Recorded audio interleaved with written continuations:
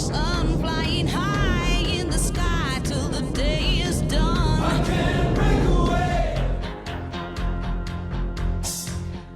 Like a child in his fantasy, punching holes in the walls of reality. All my life I wanted to fly, but I don't have the wings, and I wonder why. I can't Break away.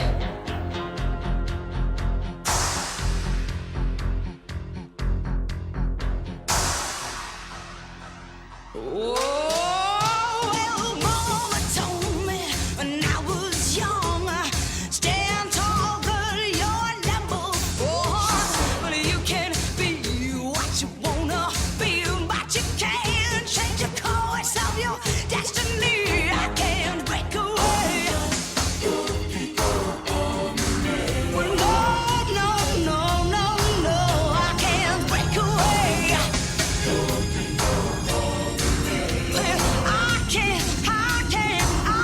can't break away. Well, no, I can't break away. Ooh, I can't break away.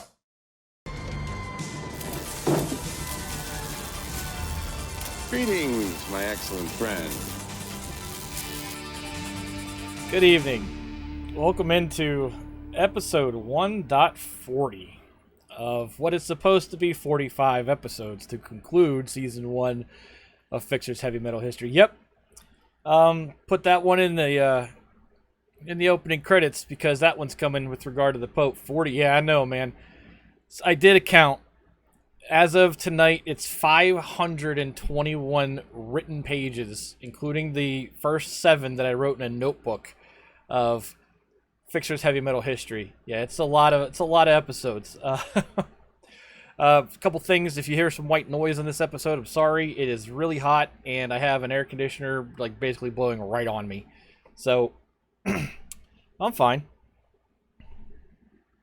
I'm fine. I don't feel like my voice is any weirder than normal. But no, I don't feel sick or anything. And also excuse the shirtless or the sleeveless because, hey, fire, because it's just really hot. No, I feel fine. But on the how do you feel front, now that Gilly brought it up, this is maybe the last or second to last episode you will see me not wearing glasses because I finally broke down after 11 years and decided to go to the eye doctor, and I am going to leap from not wearing glasses to having to wear bifocals. So I have to pull back all those make fun of perm for being old jokes because they're coming. Yeah, getting old sucks. What's up, Doc? Oh, no worries, Fire. Appreciate it. So yeah, it's not bad. I mean, my eyes aren't really bad in either direction. I just have a little bit of correction needed on both ends. So I will be getting progressive, bifocals. They won't have a line or anything in them. And yeah, so here in a couple weeks, I don't need them to do the episode, but I need to get used to them. So I will be sure wearing them.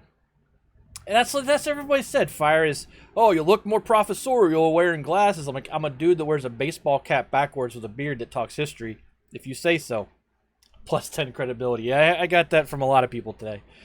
But it is what it is. On the dad front, for those of you keeping up with that sidetrack of what's been going on in the videos, maybe on YouTube as well, he's doing great. There's a concerning cough, but that's kind of keeping him from driving right now. But other than that, he's doing great. Dad is... keep the nose sleeves for extra professor points. It's just hot, man. Like it was. I got ready to do the stream, and I was like, "There's just no way. There's no way I'm wearing a shirt with sleeves. It's just way too warm. It's like 90, it's like 33 Celsius, about 91 Fahrenheit outside right now. Yeah, the scholarly athletic look. Come hang out in the gym afterwards or something. But we are. You might hear a frog in my throat. That might be what it is, Gilly. But no, I feel fine otherwise. Well, you'll hear probably a little bit extra white noise tonight. Also, if there's any more audio issues, let me know. For those of you that weren't here last week, and Gilly, happy anniversary a week late. I hope you and Ari had a good weekend. I changed to a new preamp for the microphone, which kind of jumbled all my audio settings like 2-3 hours before the stream last week. I believe I have them all worked out, and I've been doing recording tests to make sure I'm not echoing anything. But if you hear anything, just bring it to my attention, and I will effectively write it down to make sure that I get it fixed. But I think I got most of the things ironed out. Looks like a thunderstorm is getting close. Yeah, we had a power, I wouldn't call it outage, but it was a flicker earlier. But yeah, I think I got the intro, the pre-intro, the alerts. There's a music video tonight, the outro, and the BRB all squared away. So I think we're good to go. I'm not going to let it derail the stream tonight if it doesn't play, unless it's in one of those main transitions. Transitions, yeah, the transition's there. Transition. I don't have a transition on this screen. I have a piece of media I play. And yes, those have been addressed as well. But anyway, let's not get too far into the technical of heavy metal history. Hopefully you also have noticed the camera quality is better. It's the second week running the new camera, and I do like it. I don't have to light things up in here. It's very dark in here, actually, and I'm very well lit, so... Yeah, no outro music until the very end. It's a matter of monitoring is all it is. Just a matter of telling OBS to monitor things. I think it was more OBS didn't know what to do last week because I changed things and then I echoed and I changed it back to what they used to be and things seem to be working again. So I don't get it. But anyway, I tested everything before the stream tonight that I felt was important and it seemed to be working. But here we are, episode 1.40. 40 episodes of heavy metal history. It's a lot. I remember when we first started this series and everyone was... really gung-ho about me going. I was like, yeah, 15 episodes, I'll cover the French Revolution. And that was obviously a huge underestimation. As we get ready to pivot to Season 2 this summer, I do intend to dial it back a little bit, just because Napoleon's political world isn't that complicated. His military world is fascinating. My lord? Yeah, it's a year ago tomorrow. Yep, and who knew? Who knew that this would take that long? We haven't missed that many weeks. I mean, we missed 2 weeks for my dad. We missed 2 weeks around Christmas time. That was intended. We missed 2 weeks here and there. But, pulling... Yeah. It's a lot. 40 episodes in 52 weeks. So we've done pretty well. But anyway, let's get into this episode. When we last left off, right? Last episode, we talked about the coup of Fructidor, which created the second directory. And we're going to use that distinction between the first directory, which was more rooted in actual constitutional government, and the second directory, which is again a revolutionary government. We left off with the creation of the second directory in the aftermath of the coup of Fructidor, as well as the Treaty of Campo Formio, which ended the War of the First Coalition, which has been going on for a long time in our, I don't know. It's not the Committee of Public Safety 2.0. I'm actually going to get into that tonight and why it's not the same. But the War of the First Coalition ends with the Treaty of Campo Formio, and that leaves Great Britain as the only belligerent. Hey, look at that. My zoom is all wrong. It leaves Great Britain as the only belligerent in the fight. You'll also notice that the 15-star U.S. flag is up now, as at peace with France. You'd be like, no duh, of course the United States is at peace with France, because France helped the United States win independence, right? Well, that was almost 25 years ago. It's what, 21, 22 years ago. So things change. Just letting you guys know. But today's episode is going to cover the fallout from those two major events, the coup of Fructidor and the Treaty of Campo Formio, and how it changes the course of the French Revolution. The second directory, who I'm now, from this point forward, because we're not really going to go back in time, I'm going to simply refer to them as the directory. It's easier to say, it's easier to type. At moments where I feel there's a need to make a distinction, I will say the directory meaning the first, and then the second directory meaning the second directory. But for most of the time, unless I'm talking about a date in the past in our narrative, I'm going to say the directory meaning the second directory. They're going to spend about the next 6 months trying to stabilize their regime at home, project their power back abroad, and settle a new international order for Europe. I did allude to talking more.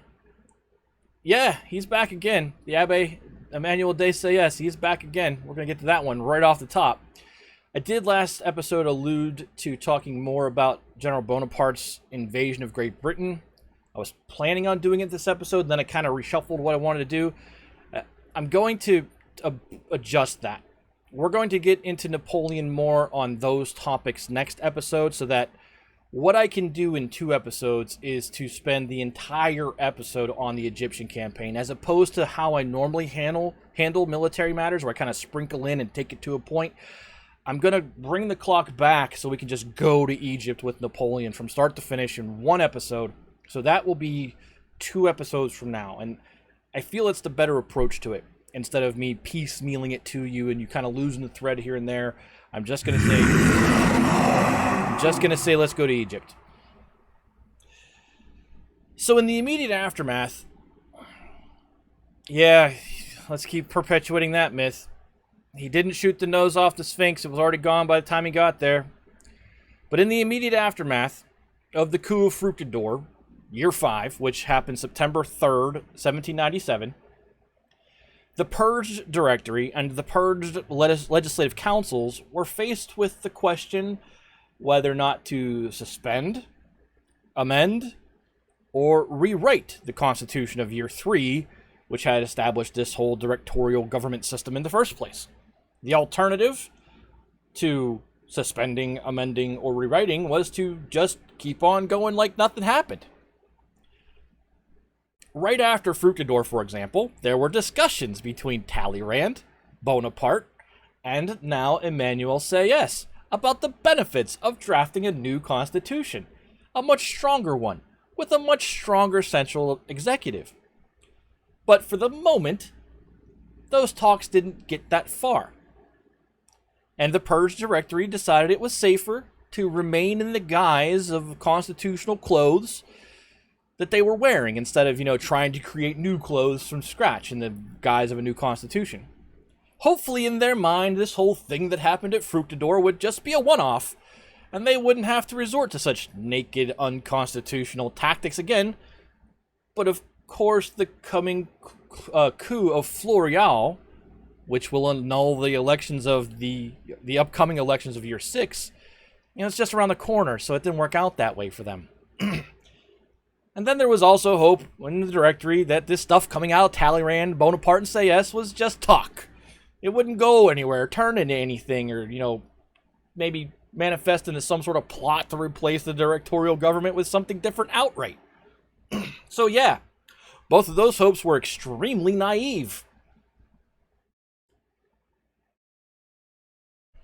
So to replace Carnot and Barthélemy, the 2 directors we lost last episode, to replace them within the directory, the triumvirate elevated 2 staunch allies. These men were Philippe-Antoine Merlin d'Edouis and François de Neufchâteau. So Neufchâteau is up on the upper left corner, and d'Edouis is the guy right below the gold box that's not in the blue box. Neufchâteau is a non-entity, just historically. He's really nobody. He's not worth talking about much, other than mentioning that he was one of the replacements, and in year 6, when the elections hit, that he will be the guy chosen to retire.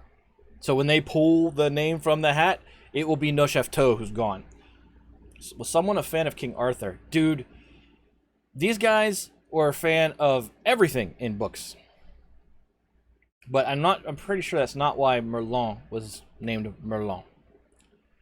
But speaking of Merlin d'Edouis, who I'm just going to refer to as Merlin, he had been a delegate to the National Assembly and the National Convention, and he was a regicide because he voted to kill Louis XVI. He has been serving, or had been serving, as the Directory's Minister of Justice, and that's what he was doing before he got tapped on the shoulder to be promoted to be a director.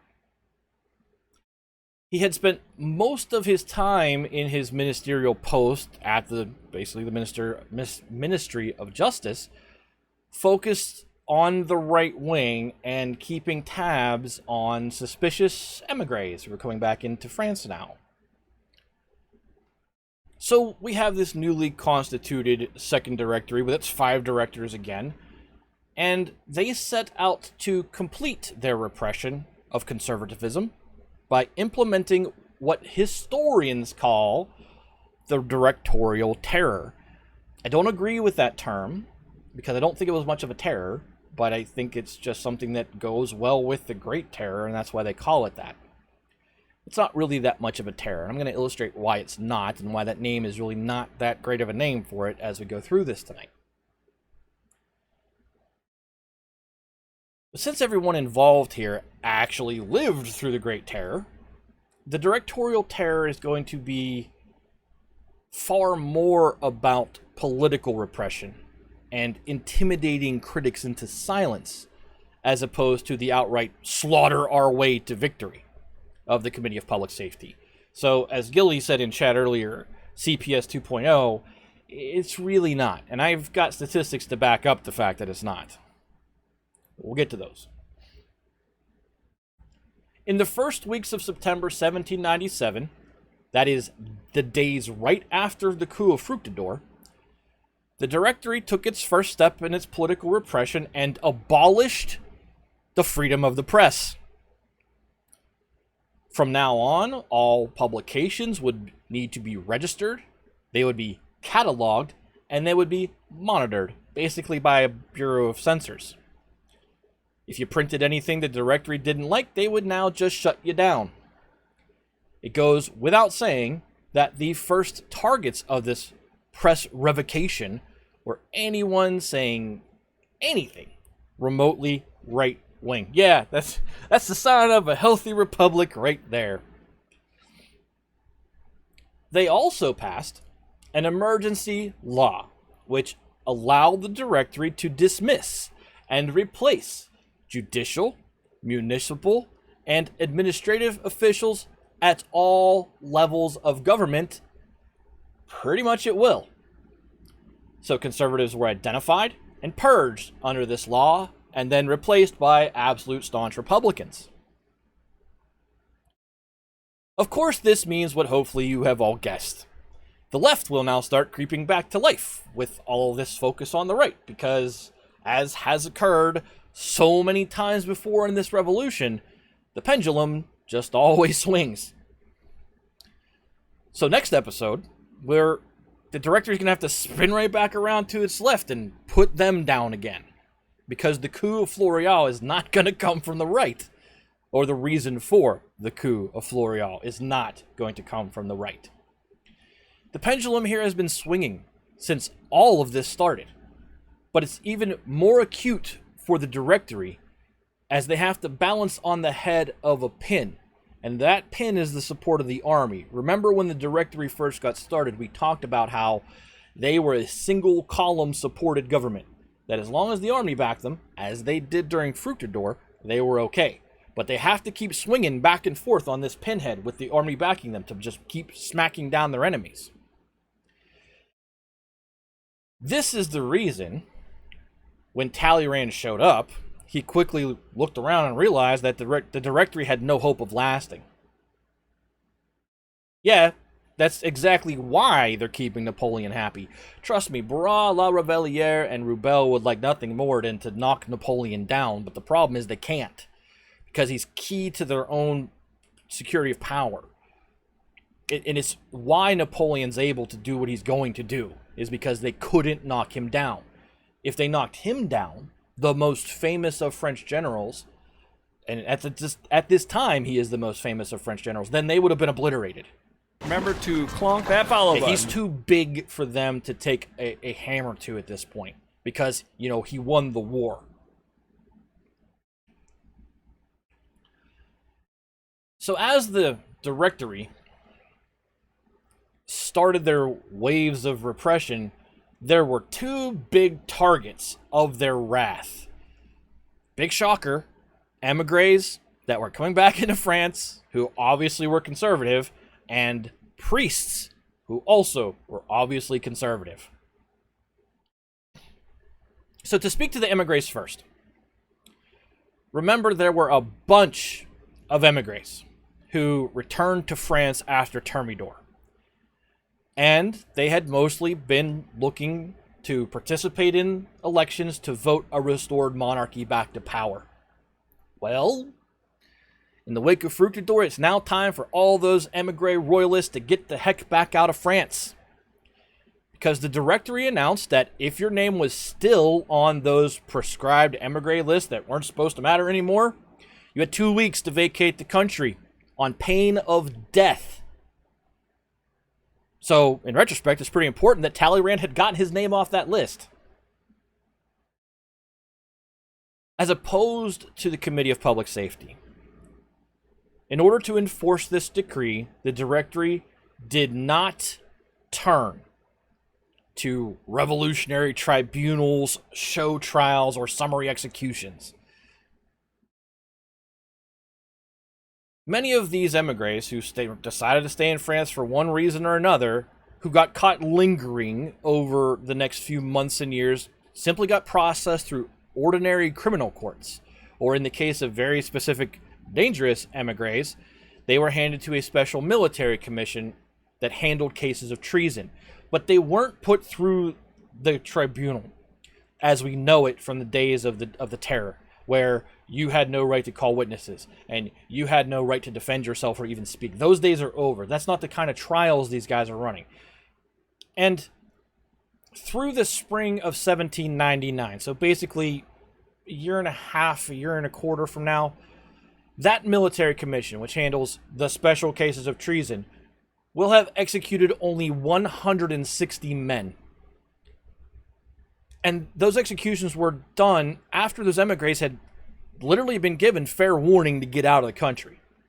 So it's not an apples to apples thing when you say the Great Terror and the Directorial Terror. They gave these guys a shot. They weren't trying to corral all of France's enemies to kill them. They just wanted them gone. And if you didn't take that warning, then they tried you. And 160 isn't really that high of a number. So, given what we've seen so far over the course of this season, the Directorial Terror hardly lives up to the name terror. It would be more appropriately called something like the Fructidor reaction, or something like that. Something that implies that the reason they took these steps was in reaction to what they had to do to remain in power. Yeah, it's exactly what Gilly just said in chat. If you stay in France, we'll kill you. Oh, you really decided to stay? Well, it really is that, as opposed to Robespierre literally sending people out to corral anybody he didn't like in their homes with no warning or justification and sending them to prisons to be mock trialed and executed. It's a big difference. So, like I said, it really doesn't live up to the name terror. I'm sure it was terrorizing for the people that are kind of swept up under it, but it wasn't terror in the sense of the Great Terror. And given what you know about it, it really is more of a, like, it's more like the Fructidor sweep is what it is. There was one other interesting dimension to the re-prescription of these emigres. Like, oh, you used to be on this list that we don't care about anymore. We're going to dig that back out, and now it's a problem again. In November 1797, the Directory just decreed that all nobles, simply because they were nobles, were now considered aliens.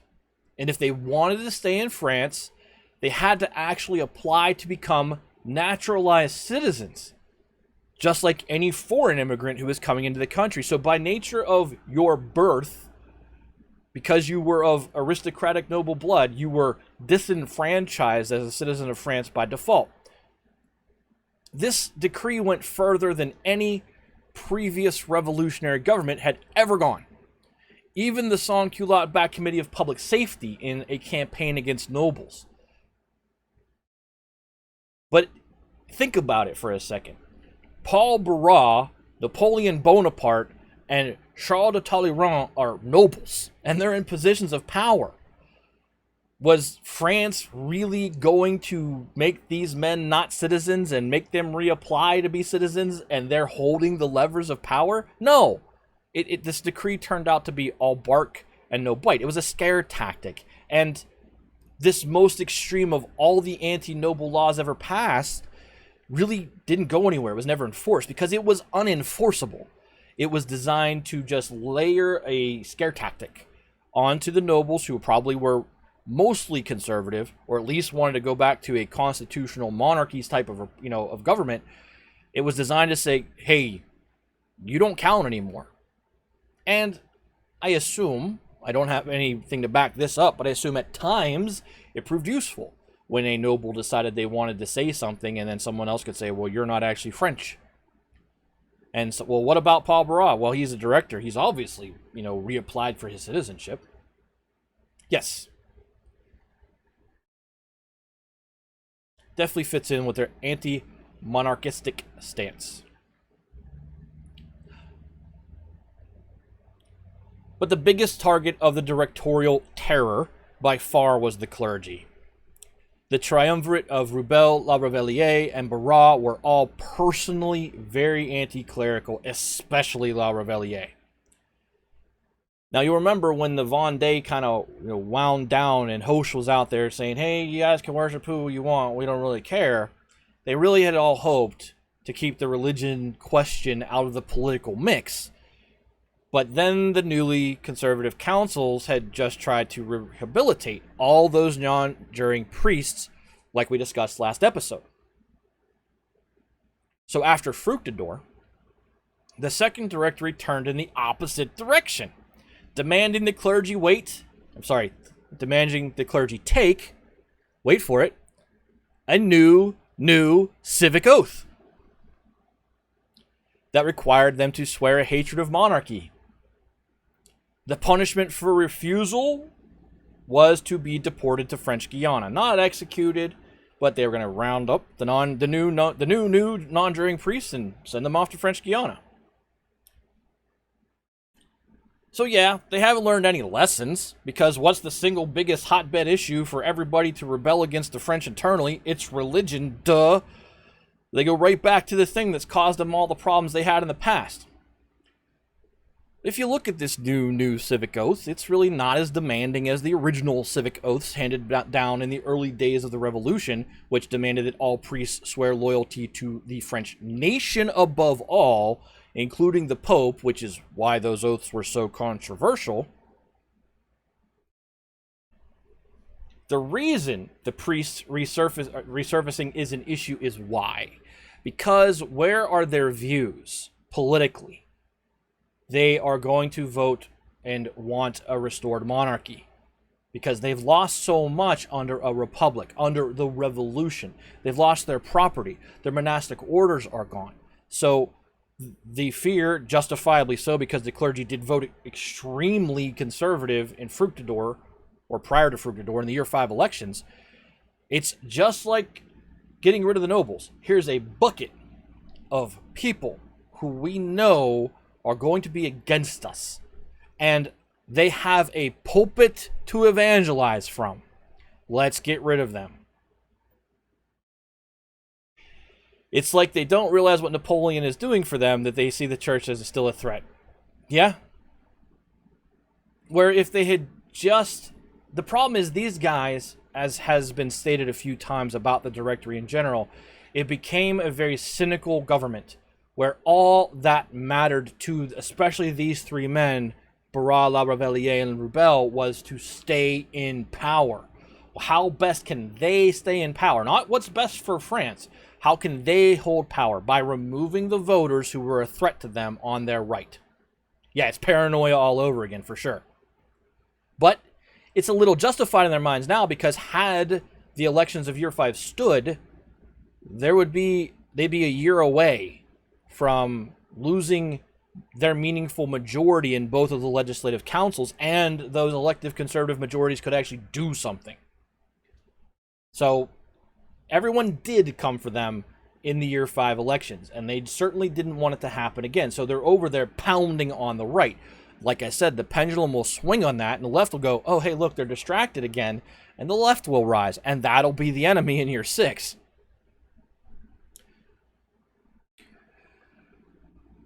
So this civic oath, this new civic oath that the clergy's being told to swear to, all it really says is swear you hate monarchy. This is far less extreme and it's purely a political demand, right? They're not saying you'll listen to us over the Pope. They're just saying, you have to swear that you hate monarchy, or you're gone. Because that's the thing they were afraid of. That's the thing the Directory was really afraid of. They didn't want a political movement pushing them back to even a constitutional monarchy. Still, loads of priests would not say it. Especially, as we're about to see later in this episode, the priests from the newly annexed French territory of Belgium, because Belgium isn't a sister republic. They actually annexed the Belgian territory into France's borders. But still, this law, this oath, was still more about intimidating the priests into silence rather than aggressively pursuing them door to door in search of refractory priests like the Great Terror and the War of Vendée had been about. And to illustrate this, by the end of the Directory's time, which is 1799, about 12,000 priests will have been denounced for not taking the oath. Of those 12,000, only about 10% will actually be arrested. So 1,200. Again, of those 10%, of those 1,200, about 10%, again, will be processed for deportation. So like 120. And of those who actually got processed for deportation, only like a handful actually end up getting kicked out of France. It's not like it had teeth, like they were going to do anything with it. It was more, again, like a scare tactic, just like the law about noble aliens.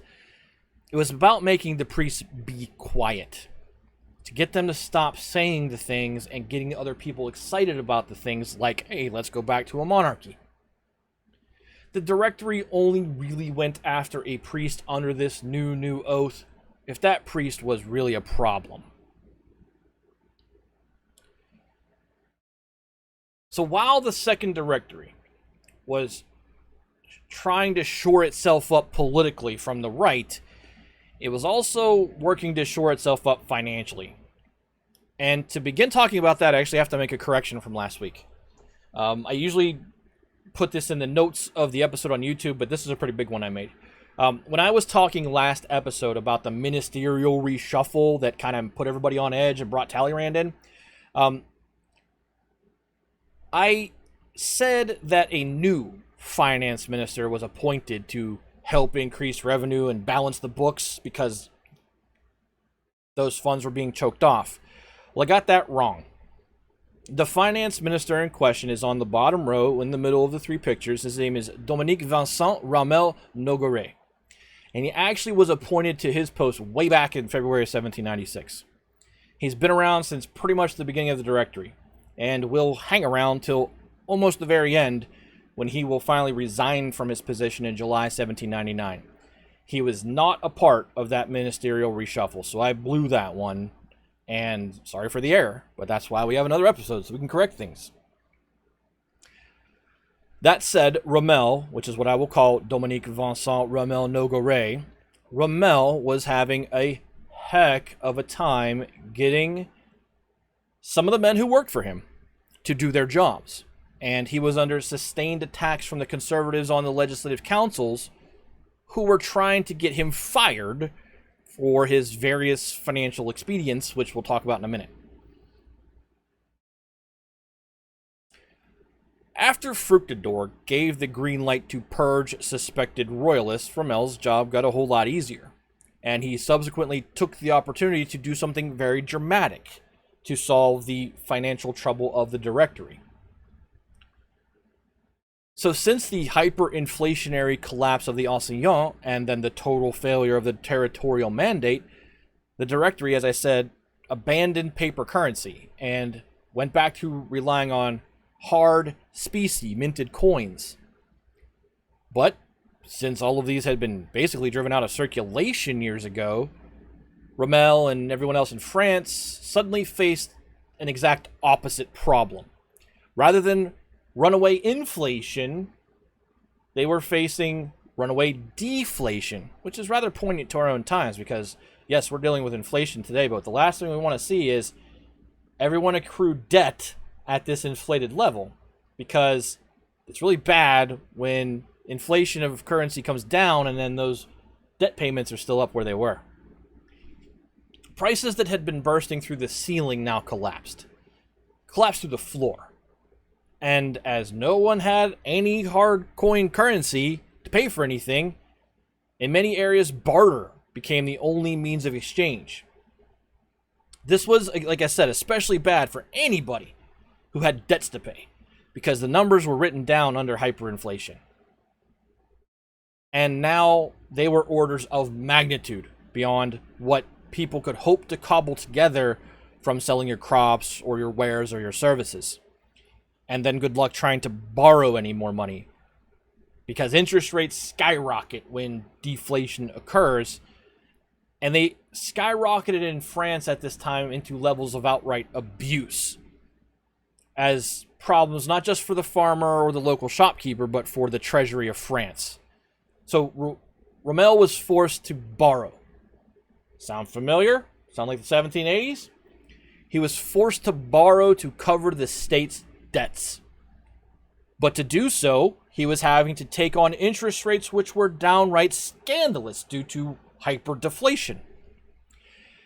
And that's one of the things that the conservatives were attacking him for throughout 1797. Oh, look at the debt he's taken on. We're never going to be able to pay that back. And they were right, but what choice did he have? It looked like he was in league with the bankers. That one sounds familiar? It should. That was one of the things leveled at Necker way back when. So you have this parallel between Rommel having to take on massive inflationary loans and all those old controllers general of France who had to basically do the same thing to try to kick the can down the road in the 1780s. Why do we have to borrow? I thought Napoleon was keeping them stocked with specie. So here's the thing. Napoleon was certainly helping, but it wasn't enough. Now, had Napoleon sent all the money home, then maybe. But that's not what Napoleon was doing. He was sending enough home to shut everybody in the directory up. Look at what I'm doing for you. He was certainly keeping a ton of it for himself and his generals and even his troops. Remember, the army of Italy lived like kings under Napoleon. They ate well. Everybody ate well. So it is partially because it's several things. One, Napoleon wasn't sending everything home. And then the rocketing inflation and then hyperdeflation, yeah, he just wasn't sending enough. It helped them kick the can for a while. But it's gotten so bad now that they just can't keep up with their debt. Partially because as the economy deflates, they have to take on these ridiculous loans that they're never going to be able to pay back. Probably even if Napoleon sent every penny home. So he kept the solvent means being able to pay your bills. He definitely did that for them for a while. But it just got to the point where even that wasn't enough. That's how bad the French economy was. That's the crap situation that basically printing the ancien and printing the territorial mandate as toilet paper got France into. So again, Rommel was forced to borrow at these ridiculously high rates, which should, again, throw you back in time into the 1780s, because that's what, that was not the stopgap that was going to solve the problems for the ancien regime either. But despite these accusations of being in league with the banks, he wasn't. Or if he was in league with the banks, which I find very hard to believe, he was going to double-cross them pretty hard. So hard that in the absence of evidence suggesting he was corrupt, he comes off as a guy just trying to pay the government's bill and not really line his own pockets. Now, he was lining them a little bit. Everybody in power was, but he wasn't in some agreement with the banks to make the banks rich at the expense of France. So as the year progressed, Rommel just kept scrambling to keep things together. The Directory confiscated church property in Belgium, the new area of France that they hadn't confiscated yet. They grabbed that church property and they auctioned that off to raise money, just like they had under the anciens, that they were auctioning it off for actual hard specie now. And the treaty with the Batavian Republic, the Dutch, it required cash payments and forced loans to come back into the French treasury. And then, of course, Italy was paying off like a slot machine. That's Bonaparte's money coming back. But all of this was still not enough, and it was never going to be enough for France to get out of the red. There just was not enough there to pull them out, for them to be able to pay off all this debt they've had to acquire in order to keep their treasury going. So after Fructidor had cleared out all of his harshest critics, all those conservatives that were giving him grief, after Rommel's critics were gone, he drops a bomb on September 30th, 1797. Check this out. Rommel announces that the state of France is going to repudiate 2/3 of its debts. What does repudiate mean, you might ask? This is the definition legally. Repudiate is when a country repudiates its debt, is when it declares that it does not recognize responsibility for continuing to pay those debts. 2/3 of the written down debt of France, which banks were expecting to collect, other nations may have been expecting to collect. Rommel stands up and says, we repudiate that debt and absolve ourselves of any responsibility of ever attempting to pay it back. Yes, wow. Now, here's the thing. It works. And imagine if that is what Necker or Calonne or any of those guys in the 1780s had tried to do. It would have lowered the credit rating of the Ancien regime for sure, but I bet you Louis XVI is alive.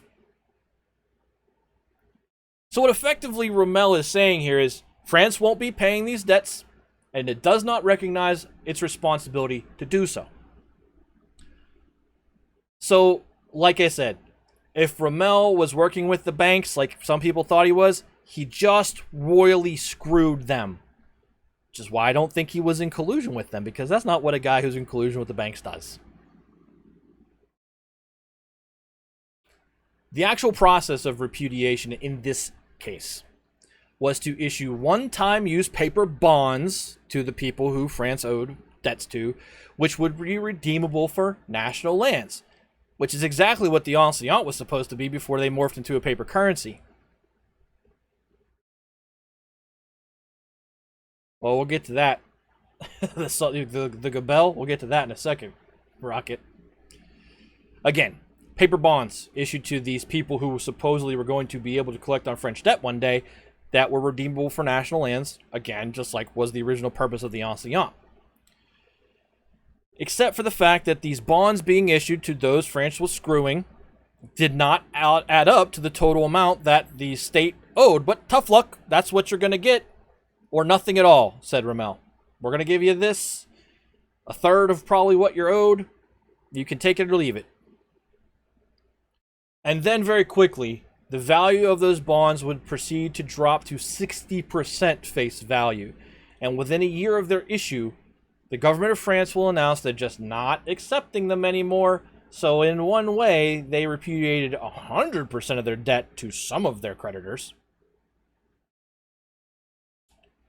This declared bankruptcy, because that's what it is, was a pretty shocking scandal. Because here you have revolutionary France who really can't make up its mind what it's going to do monetarily for a decade. Just telling everybody, hey, well, I know you said trust us, but you're not getting your money back. Over the whole course of the revolution, none of the governments had ever repudiated a single dime of the debt that France had. Not even the National Assembly, who could have probably made a pretty good case for it. That they were a non-absolute monarchy writing a first-time constitution for France. They probably had the best case to repudiate all that debt. And if they had, things would have gone a whole lot differently here. Sure, the National Assembly had just, paid off King Louis XVI's debts in paper currency that later turned out to be worthless. But they didn't just say, we're not going to do it, we're done with this.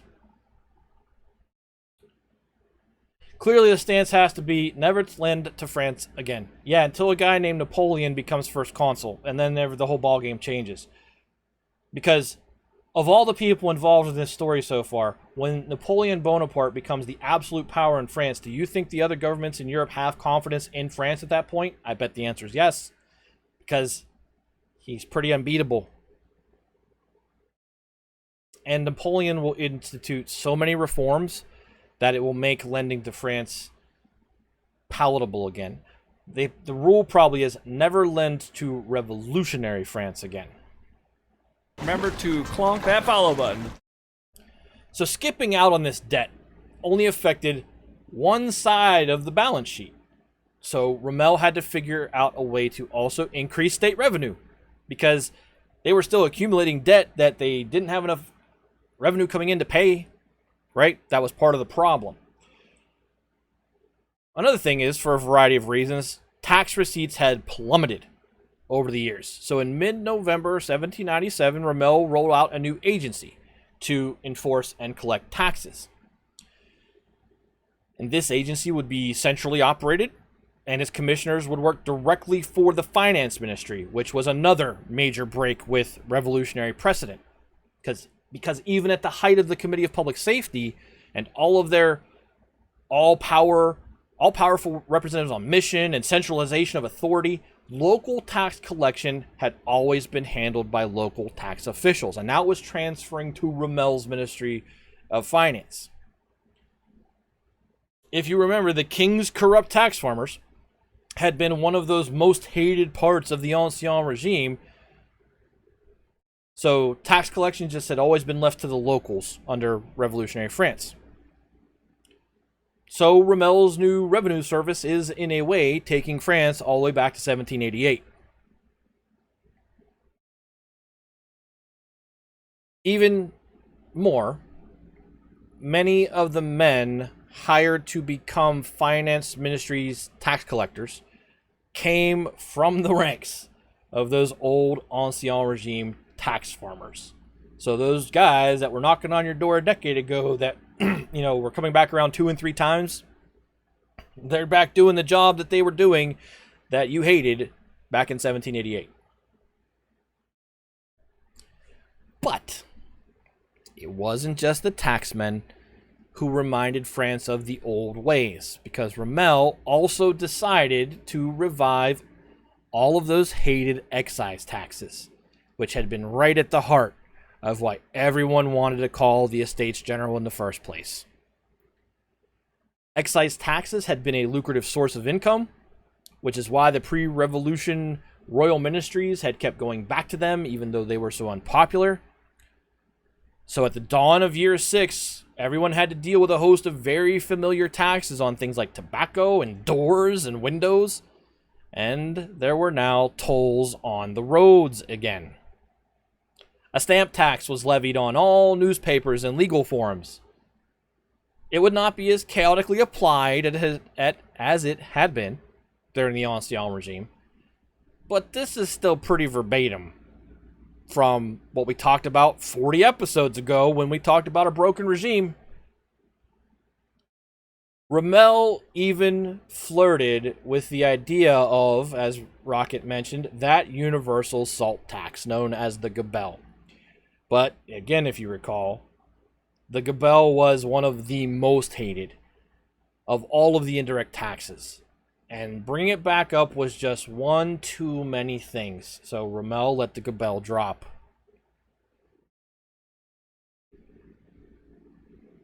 Now, since the Second Directory is now effectively operating as a partnership between the government and the army, tax enforcement was guaranteed by the soldiers. Departments, municipalities, or even individual homes which resisted the new taxes were liable to fine soldiers camping out in their town square or their front yard. In the end, Rommel's finance reforms did serve to stabilize the national finances, but as you can imagine, it won 0 friends for the Second Directory. So this is an opportune time to pivot from the Directory's domestic policy of political repression and economic expediency to the Directory's foreign policy of political repression and economic expediency. So when we come back from our break, we're going to start looking outside of France. What's the Second Directory doing in all of those territories that are now theirs, now that the War of the First Coalition's over, and all they really need to worry about is Britain at sea? So we will take a look at Belgium and the Netherlands and Italy and, yes, Switzerland, which will comprise basically the second half of tonight's episode. So stand up, get a break. There is a music video coming later on in the show when we get to a very specific moment. That's part of it. That's not all of it. Give me all the money as part of it. Rocket, but not all of it. So stand up, get a drink, walk around, do all that stuff, go to the bathroom. We'll be back in a few minutes. Thank you for hanging out tonight in what is a very obtuse episode, trying to wade through all of this stuff so that we can set the stage for Napoleon and then put him on the road to becoming first consul. Thank you very much for showing up tonight, my good friend Mads, as well as Mr. Landiggity with his resub at 22 months, and Gilly with his 23-month resub. Very much appreciated. Also, Rocket, thanks for the host when we got things kicked off tonight. I'll be right back. We'll come back. We'll talk about everything that is French foreign policy in 1797 going into 1798. So we can set the stage for next week, which is going to be the coup of Floreal and Napoleon getting ready to go to Egypt. So I'll be back in a few. Do all that stuff. I'll talk to you in a few minutes.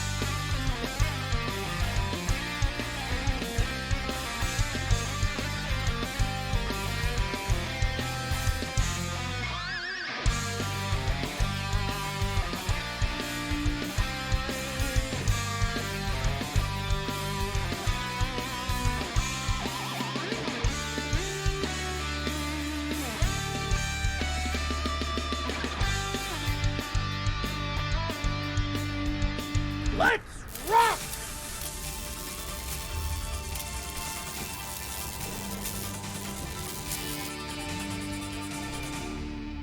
Welcome back. I'm back. I hope you're back. So as we move into this next section, you're going to see 3 maps. We kind of rotate out on the right-hand side of the screen. Special thanks to those of you who sub at Tier 2 or Tier 3. Your funds help pay for these maps because they are licensed. They're just way better than anything I could have drawn, and they help me make the point of what I need to make. So the only names that are really going to matter as we roll through tonight from here on out are basically Pope Pius VI and William V, Prince of Orange. So we'll zoom back out of those guys a little bit, but we're going to zoom in on these maps and kind of stay there for a while. Welcome in, Manny, as well. It's good to see you, my friend. So, as I was saying, this is the right time to pivot from the Directory's domestic policy of political repression and economic expediency to talk about their foreign policy of, political repression and economic expediency. One other huge pillar of the government of France's improved financial state was their naked looting of all the territory that they had won during the war. So the rest of this episode is comprised in that bottom point, the foreign policy point. And we're just going to kind of do a loop, a circuit of all the Directory's new little empire holdings to see just how things were shaping up for the people who had been liberated by revolutionary France. And we should start with the main territory, which had been fully annexed into France and not just sitting out there as a satellite sister republic, which is the former Austrian Netherlands, or what I have been simply referring to as Belgium, because that's what it is today, for the sake of simplicity. So we're going to zoom in here. And Belgium sits on the northeast edge where Brussels is, and then you see the Netherlands above. For the sake of what my outline says in the bottom topics, it says the lowlands. They're called the lowlands because they sit below sea level for a good portion of their country. So you'll hear them called the Low Country, the Lowlands, or Belgium and the Netherlands. But this is really going to matter in World War I, them being below sea level. But for now, I'm just going to zoom in on the area, which is Belgium and the Netherlands, because we're going to talk about that for a little while.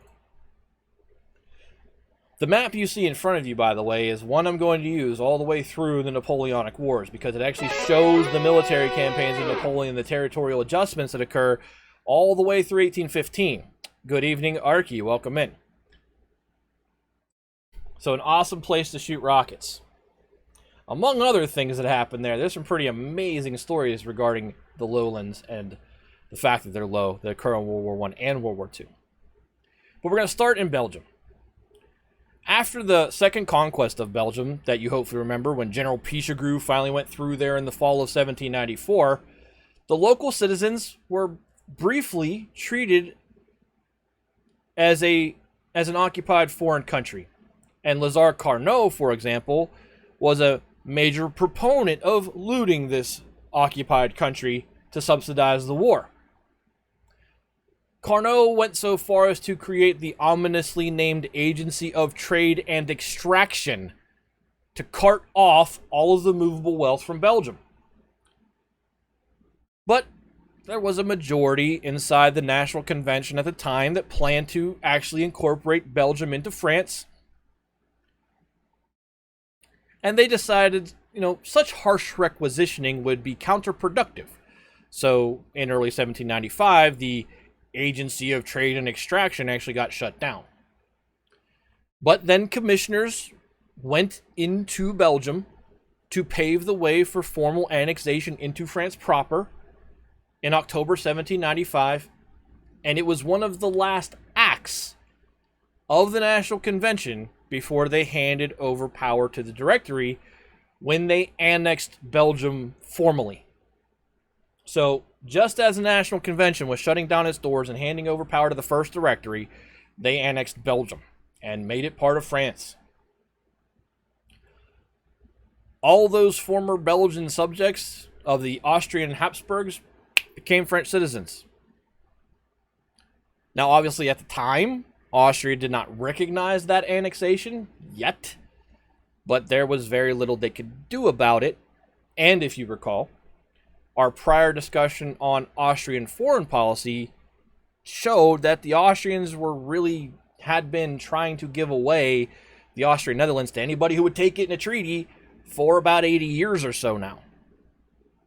So for the Austrians, it really wasn't a province that they mourned the loss of. They just didn't get anything in return for it yet.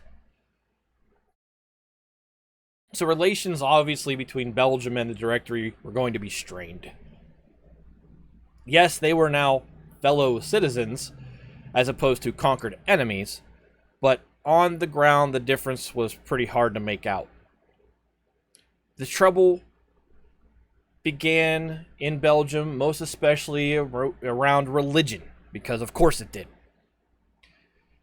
Initially, the Belgians, who had now been annexed into France and the Directories overseeing them, were pretty happy to hear that one of the main pillars of the Thermidorian reaction was freedom of worship. Unfortunately, that ideal was no match for the economic possibilities of all of the lands owned by the Belgian church, especially because the Directory at that time was still trying to prop up the Ancien and the territorial mandate.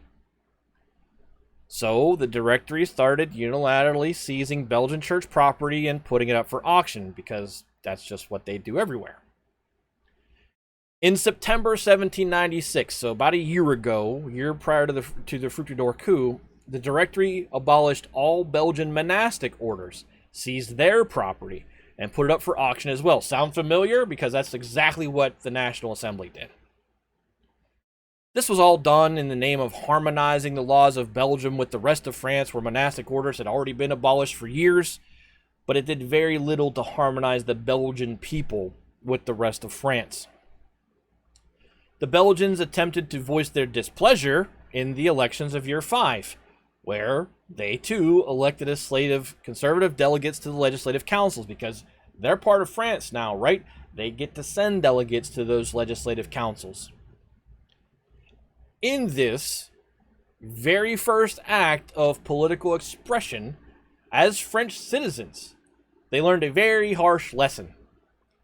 The Belgian elections were among those annulled in the coup of Fructidor, and all of their delegates were purged from the legislative councils. And that was not exactly, the welcome to your new home that they had been looking for. And then after Fructidor, things started to get really ugly, because the Belgian clergy uniformly refused to swear the hatred of monarchy new civic oath now required by the Second Directory. Remember those 12,000 priests we talked about earlier, and how only 10% of them and 10%, of those 12,000 refractory priests, 10,000 of them were Belgian priests. So in Belgium, the Directory was having a very hard time learning the lessons of the Vendée. They responded to Belgian intransigence with a crackdown on Belgian priests who refused to take the oath. So the whole region was now on edge. And pretty soon, the Directory will drop literally the same match onto the kindling in Belgium that the convention had dropped into the Vendée. We haven't gotten there yet because it's past the timeline of this episode, but in September 1798, the Directory will make the Belgians subject to conscription into the army, which is the thing that fired off the war in the Vendée. So that will, of course, predictably provoke a full-blown Belgian rebellion. And also, like it happened in the Vendée, the region was under garrisoned. The French army wasn't there in force, so the rebellion got out of hand very quickly in Belgium. But like I said, we haven't gotten there yet. So that's how things went down in Belgium just before and just after the coup of Fructidor. But like I said, that's in the future. Why do they continue to need to conscript with the war of the First Coalition over? Subject to conscription does not mean conscripted. It's the principle of it. You want to conscript me to fight your war? Not that I've actually been conscripted yet, just that I could be, and that's enough. But again, the rebellion in Belgium that's coming is in the future. So we'll move up to the Batavian Republic, the modern-day Netherlands, which is where the French had stationed its regional garrison. A garrison which, for the moment, has been shrunk down in size as well. So after the Batavian Republic was declared on January 1795 and then confirmed in June 1795 elections, relations between France and their very first sister republics were strained as well, because of course they were. And that was partially due to the relations between the Dutch internally. They were strained as well. They didn't get along about how their future should progress now that they were free. When Dutch delegates met internally to hammer out, this is Dutch governmental delegates, not Dutch delegates to the French government, because they didn't have that right. When Dutch internal delegates of a constitutional convention met to hammer out a new constitution for the Batavian Republic, there was quickly a divide in that constitutional convention between federalists who wanted to keep the old, decentralized, kind of every city does its own thing, and then we have the guild system. They wanted to keep that style of government. And then there was the other guys who wanted to create a unified, centralized state like France was becoming. But with support of the occupying French army, the Dutch Constitutional Convention delegates ultimately produced a mostly centralizing constitution that was vague enough for, most people to mostly please most people. Like, we're going to be light on the details on this, so hopefully everyone doesn't get upset about it. But instead of the vague first draft constitution they produced pleasing everyone, it pleased no one. And then when the French ambassador to the Batavian Republic endorsed it, that turned out to be its kiss of death. So, when the new constitution for the Batavian Republic was submitted to the Dutch voters in May 1797, it was rejected 108,000 to just 27,000. So, go back to the drawing board. That's not going to be the constitution for the Batavian Republic. The reason the French endorsement turned out to be a kiss of death was because the French had become extraordinarily unpopular in the fledgling Batavian Republic by May 1797. As we discussed back in episode 1.33, Winter at War, when the French showed up in the Netherlands, there was a general outpouring of enthusiasm from the Dutch people, and the French soldiers were treated as liberators. But the reality of French occupation brought that enthusiasm down hard and fast. Because from the beginning of the occupation of the Netherlands, soon to be the Batavian Republic, the French were paying for all of their requisitions in worthless paper currency, which in reality just made their requisitions legalized theft. Then the Treaty of The Hague was signed between the Batavian Republic and the French Republic in June 1795. It called for the Dutch to pay for and provision a 25,000-man French occupying army. So this was obviously quite a burden for the Batavian Republic, but it also turned out to be quite an insult because in short order to fight the wars elsewhere that France was still fighting, remember everyone is still in the War of the First Coalition at this point, the garrison in the Batavian Republic was only about 10,000 men. The rest had been peeled off to go fight. But the Dutch were still paying for and provisioning for a 25,000-man strong French garrison.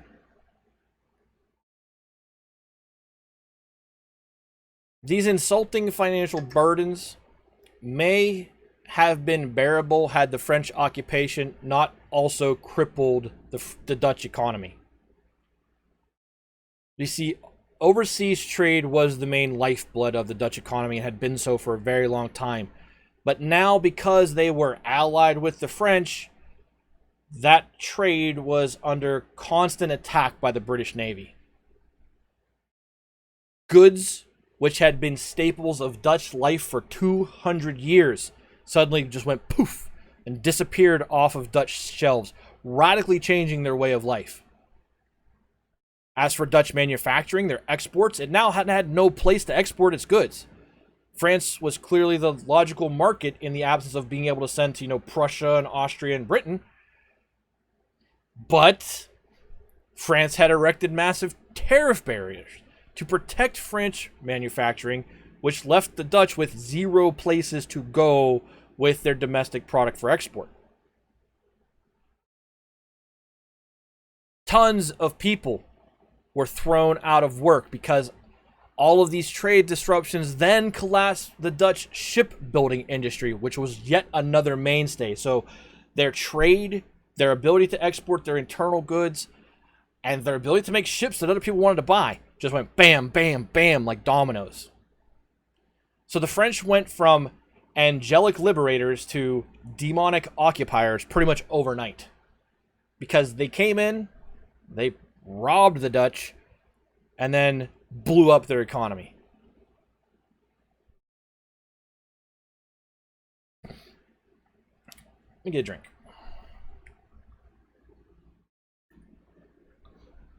So after that first Batavian constitution was rejected in May 1797, a second convention had to be called, and then that one gridlocked too. After the French Directory staged the coup of Fructidor, they decided it was safe to take a more active role in internal Dutch politics, and they were in no mood to accommodate their sister republic, especially after the Dutch had a really terrible showing. To clonk that follow button. The Dutch had a really terrible showing at what is known as the Battle of Camperdown, which is a naval battle, in October 1797. It was a battle between the British North Sea Fleet under Admiral Adam Duncan and the Batavian Navy Fleet under Vice Admiral Jan de Winter up in the North Sea. The Dutch fleet, you'll remember, was supposed to be this major boon for the French in their war effort against the British. But when the Dutch and British fleets met for the first time off the coast of Holland, the Dutch were routed, lost all 11 ships of the line they had sent into the battle, and the British Navy lost 0. So, in January 1798, the French ordered the local Dutch forces to purge their still deadlocked constitutional convention of its conservative faction. Oh, you guys don't agree with what we want to do? You want to go back to the whole little town has its own say? Boom, you're out. The French ordered the Dutch to kick them out of the discussion. The remaining delegates in that second constitutional convention then produced a unitary statement of government, modeled on the French Directory, sweeping aside all of the vestiges of their old regime. This included sweeping aside all of the powerful Dutch guilds and the fiercely independent oligarchic Dutch city councils, which basically had run things and worked with each other with no central government for a long time.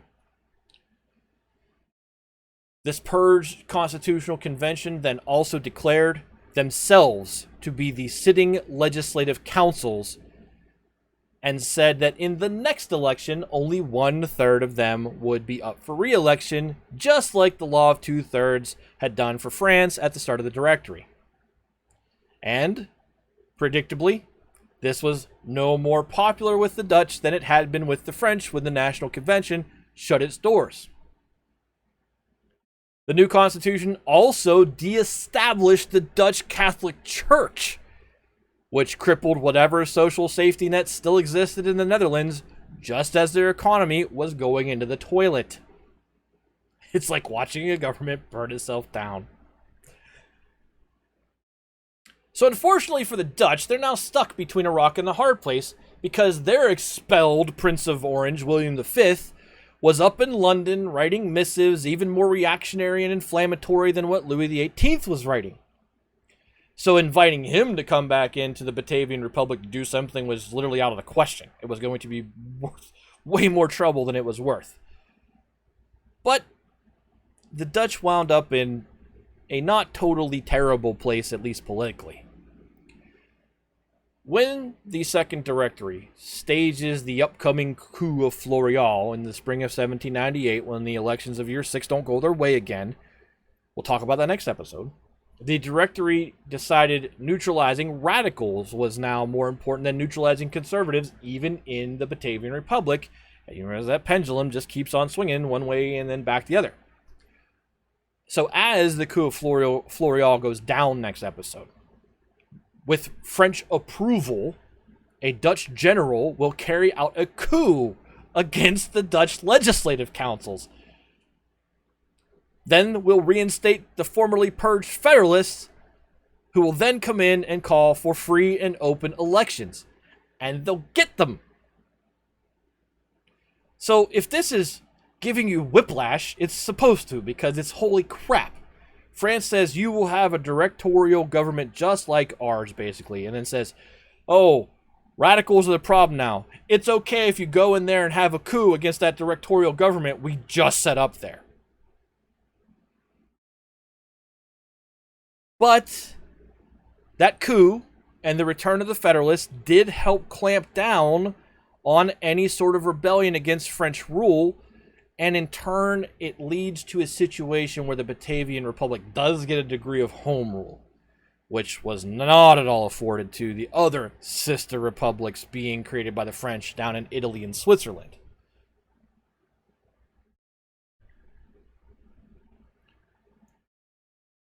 France's sphere of influence is alarmingly small. So we're going to take this map off the board and focus on Italy now. And again, this is the Papal States from 1797 to 1870, so it covers a long period of time. But I'm going to call out a few specific things that are represented on this map.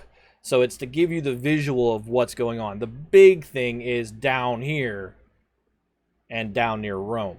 But also see that the Cisalpine Republic is up there, and it lasts until 1802. And then the Italian Republic. Hey, phone, maybe I should mute you. But the Ligurian Republic is over there. The Parthenian Republic. It's a decent map to give you the lay of the land, which is really what I'm trying to do with it. Just to give you a visual written reference to where some of these places I'm about to talk about are.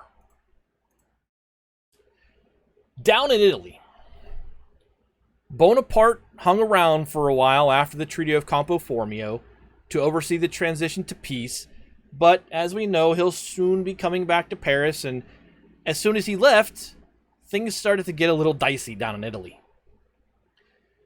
The Italians started to divide between a majority who were not at all happy about French occupation and a minority of radicals who wanted the French to help sweep aside all of these old regimes in Italy, all of these old city-states, and unify the peninsula under a single national government, much like the Roman days. But the French wanted no part of that dream. They wanted a divided Italy that would be compliant and profitable, not a unified Italy, which would pose a major threat. And that makes sense completely to me politically. Why would I want to unify all these people under one flag when there's a whole lot easier to divide and conquer them and just keep them under our thumbs? So the next great reorganization on the Italian peninsula happens after Napoleon's gone in December 1797, when a riot targeting the French embassy broke out in Rome. Now, this was a riot possibly started by Italian radicals who wanted the French to wipe the Papal States from the map because that's what's about to happen. Because during the riot, a French general was killed. And the French ambassador, who, as a reminder, was Napoleon's brother Joseph, he had to flee Florence. He had to flee to Florence. He had to get out of Rome. He was chased out of Rome. Napoleon's brother was chased out of Rome. So as the Directory had just turned a decidedly anti-clerical direction, they were not just going to sit by and let the capital of Catholicism kill one of their generals and get away with it. So, in February 1798, the French army of Italy, no longer under Napoleon's command, marched south and entered Rome and occupied the internal city without much of a fight. When they arrived, a group of Italians stood in the Roman Forum, the old Roman Forum from way back, which is still there to this day, and declared that this was a new Roman Republic. It's critical to note that these Italians who were declaring the new Roman Republic were not Romans. They had come down from the north. The Romans who lived in the city wanted no part of any of this, especially after Pope Pius VI was taken prisoner and escorted out of the city.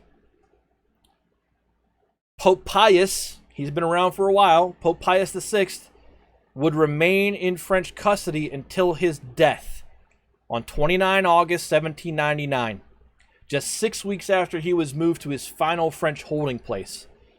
At the time of his death, Pope Pius VI had reigned longer than any pope in history up to that point.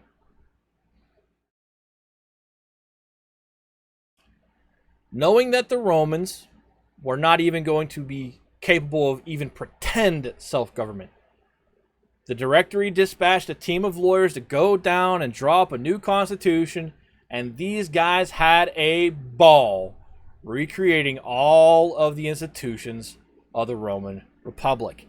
And that brings us to our music video for this evening. It's not related to current history in our timeline, but Roman history, because there are guys from France down there in Rome getting to write a new Roman Republic constitution pretty much for the first time since like 50 BC. It's pretty cool. It's a pretty cool concept. We'll talk about that after the video plays.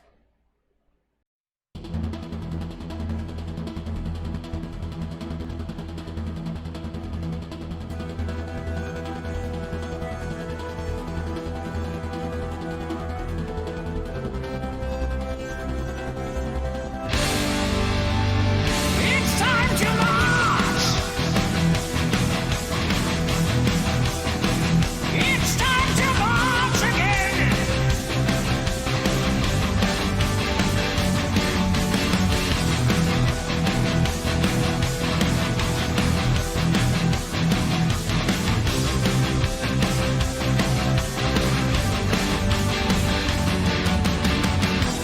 You and I will last forever. But there are many reasons why I cannot stay. Now we shall meet again in heaven. Going out to war is never easy, that is true. Another day, another life, I may not have to sacrifice. The only good thing in my life, a battle cry, a soldier's sigh. I wish I hadn't said goodbye. This time I won't be coming home. In the heat of the fight, I search for the light. A rainbow is painting the sky. I am destined now to die. I'm here to march against the force of evil. Here to die in the pouring rain. But just as sure as Rome is falling, I'll be rising again. I will return as a new believer. Here to conquer the wars of pain. And just as sure as Rome is falling, I'll be rising again. Well, now I'm writing you this letter, but I'm not sure if you will ever see these words. Another day, another life, I may not have to sacrifice, but I'm still aiming for the sky. In the suburbs of hell, I'm hearing to tell what how I defended my Rome. Hail the Caesar kingdom come. I'm here to march against the force of evil. Here to die in the pouring rain. But just as sure as Rome is falling, I'll be rising again. I will return as a new believer. Here to conquer the wars of pain. And just as sure as Rome is falling, I'll be rising again. Yeah.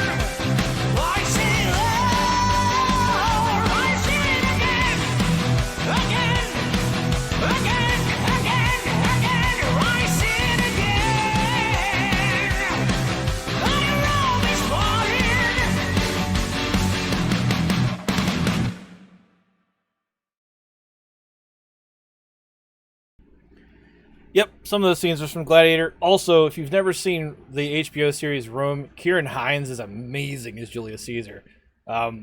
Also in there was the Eagle. Fanciful what happened to the Ninth Legion, but it's a fun movie. Anyway, imagine that. And the idea here with the video, I know it's not in the course of French history, but you have to imagine. I am a student of Roman history. And, I mean, I've got on the shelf over here 7 volumes of Gibbon's, Decline and Fall of the Roman Empire, and a bunch of other books on Roman history.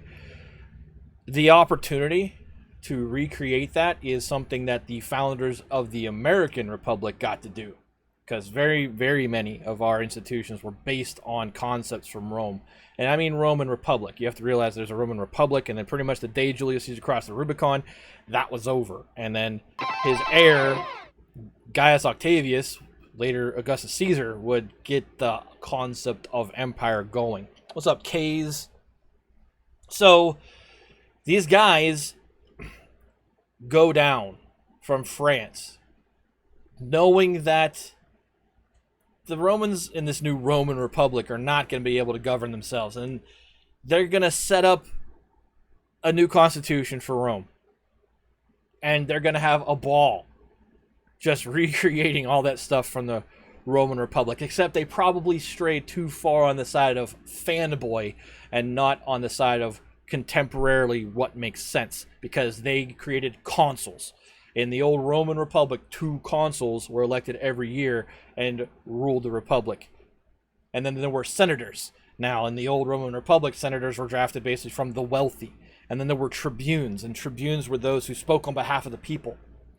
So for a bunch of guys who grew up steeped in classical history, this was just kind of like a dream for them.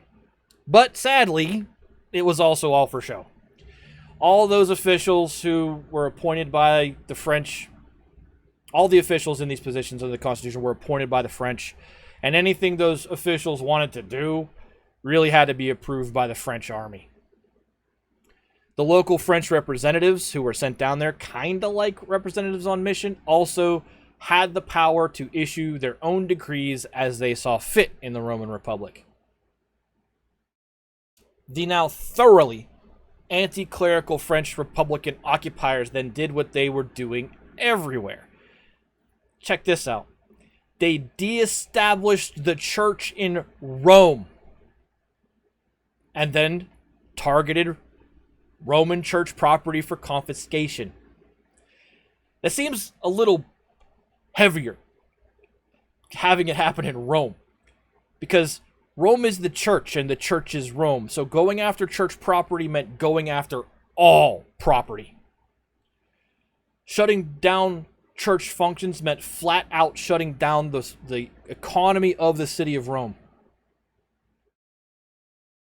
For the next 10 months, the French looted the city of Rome, while the Roman people themselves just slid into destitution. Obviously, the Roman Republic was not popular with the Romans themselves, and soon the French would find themselves kicked out of Rome in the lead up to the War of the Second Coalition. Meanwhile, further north in Italy, the supposedly compliant with the French Cisalpine Republic, which had been created by Bonaparte, was starting to exert some of its own independence. The problem here was not that the leaders of the Cisalpine Republic were too conservative, but that they were too radical. Now remember, Milan had been named the capital of the Cisalpine Republic, and it had become the capital of choice for the enlightened nationalistic Italian from all over the peninsula. And they were going to use the Cisalpine Republic as the base from which to integrate all of Italy into a single state. This was a state that they did not want to exist simply as a stooge for the French. So, when in February 1798, the French delivered a treaty for them to sign that, wait for it, required Milan to fund a 25,000-man French occupying garrison and raise an additional 22,000-man Italian auxiliary army, the Cisalpine Republic balked and they refused to sign it. So, the French did what was now becoming second nature to them. They purged the Cisalpine Republic government of all men who were resisting French demands. Then they appointed men into those positions who were going to play ball. And then those men signed that treaty requiring that 25,000-man garrison to be funded and provisioned. And the entire concept of democracy in northern Italy was simply thrown out the door by the Second Directory. Even further north, the Swiss. Haven't talked much about Switzerland this whole time. But even further north, the Swiss were watching all of this with an ever-increasing sense of mounting dread, as they should have been. Their long-cherished neutrality and independence were clearly threatened now that France was turning Italy into a French satellite. So to give a quick bit of background here, because we haven't spoken about Switzerland. At the end of the 18th century, the Swiss Confederation, as it was known, was one of the most intricately convoluted political units in Europe. It was a microscopic mess of administrative divisions, which are called cantons, municipalities, and free cities who were only linked to each other by the loosest of mutual understandings. On top of that, in the Swiss Confederation at that time, there were three main language groups: French, German, and Italian. Most of the native Swiss wanted no part of revolutionary France, and they wanted to keep things kind of how they had always been because it was working out for them. However, a few of the native Swiss were afraid of becoming Cisalpinized, and that's what they called it. They didn't want to become like the Cisalpine Republic in Italy. They were afraid of that evolving in the Swiss Confederation. These people believed it would be far better to integrate the Swiss Confederation as a true single state and then broker a treaty with France before the French came in and just imposed harsh terms by force. And a few of these forward thinkers, because it was forward thinking, were invited to Paris in December 1797 to discuss the formation of a unitarian, true Swiss state. Now, there was some French-speaking Swiss territory that the Directory was just going to snag outright, take away from the Swiss Confederation. But during these meetings, they also agreed to let the rest of Switzerland basically govern itself. So the Swiss collaborators returned home to get ready to try to form this unified Swiss state. And the plan was for the French to go to the city of Mulhouse, which you'll see as Mulhausen on the map, kind of circled in its little place up here. The idea was for the French to annex that city in January 1798, and that would be the signal for a pro-French, pro-unitary uprising to get going in Switzerland, in the Swiss Confederacy, but that's not how it went. The annexation of Mulhouse triggered not a coordinated uprising, but total chaos, as everyone in the Swiss Confederacy seemed to take the opportunity to make self-interested plays at everyone else's expense, because remember, they were loosely tied together. It very much reminds me of how Gallic tribes were. They kind of dealt with each other because they had to and were unified by culture and language to a degree, but they weren't united by government. So they took the opportunity of this uprising to start taking swipes at each other. Neighboring cantons just reached out and tried to snag each other's territory. Old tensions between the French Swiss and the German Swiss and the Italian Swiss flared back up, and it just led to an absolute mess in the Swiss Confederacy. So, a month later in February, the Directory did what the collaborators had been trying to prevent. They marched the French army into the Swiss Confederacy to restore order. The Directory ordered the French general in charge, Romain Menard, whose picture is not available, which is why it's not on the board. They ordered Menard to set up 3 republics, corresponding to the language divisions, but then they quickly changed their minds when they decided that 3 tiny language-based republics would be much more difficult to control than one big Swiss Confederated Republic. So this all moved very fast, and by the end of March 1798, the French declared the former Swiss Confederation to be the single, unified Helvetic or Helvetian Republic. Now, this is the interesting part, and another throwback to Rome. The name Helvetian derives from the Helvetic or Helvetian, derives from the actual Helvetian tribe of Gallic people, Celts, who were the tribe of Celts who attempted to cross Gaul, modern-day France, in the last century BC to avoid a Germanic threat from over the Rhine. Now that migration, the Helvetian migration, then gave Proconsul General Julius Caesar his casus belli, his cause for war, for beginning his conquest of Gaul. That would eventually lead him to crossing the Rubicon and toppling the Roman Republic. Remember to clonk that follow button. Well, now it should make you think of something different, because had the Helvetians at the time not tried to migrate, Julius Caesar would not have had such an easy reason to go to war and then sweep his legions across all of modern-day France, what is known as Gaul at the time. So, a little bit of history, why it's called the Helvetian Republic, because of the Helvetians. Again, France showing how steeped it is in classical history in the naming of things. The Batavians were also a Gallic tribe that lived in the Netherlands. That's where these names come from. So in declaring the Helvetian Republic, the French imposed a constitution on this new republic, which was now the standard model. It had a bicameral legislature and a 5-man executive directory. Surprise, surprise. They then divided the new Helvetian Republic up into 25 equal cantons. But conspicuously absent from that map of the new Helvetian Republic was Geneva, which, down there on the bottom left of your map down here, here's Geneva. French just annexed that into France too. Representatives of the cantons were then ordered to meet for an inaugural legislative session, but nearly half of them refused to send anyone. So the French army had to march around the new Helvetian Republic, compelling men to come to their representative legislative bodies. And at this point, the Helvetic Republic was well and truly cisalpinized.